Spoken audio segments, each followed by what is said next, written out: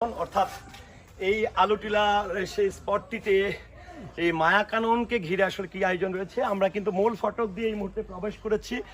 চলুন আমরা একটু এই মায়াকাননের পুরো চিত্রটি একটু দেখে নেই।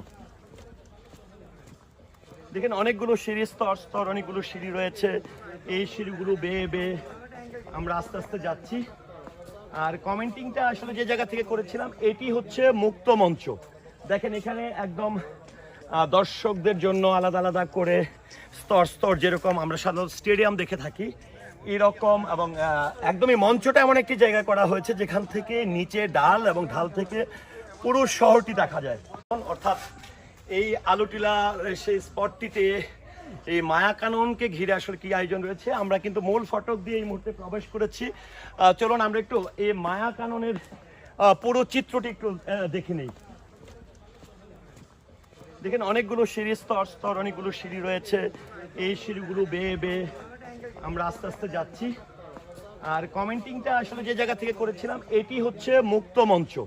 দেখেন এখানে একদম দর্শকদের জন্য আলাদা আলাদা করে স্তর স্তর যেরকম আমরা সাধারণত স্টেডিয়াম দেখে থাকি এরকম, এবং একদমই মঞ্চটা এমন একটি জায়গা করা হয়েছে যেখান থেকে নিচে ডাল এবং ঢাল থেকে পুরো শহরটি দেখা যায়।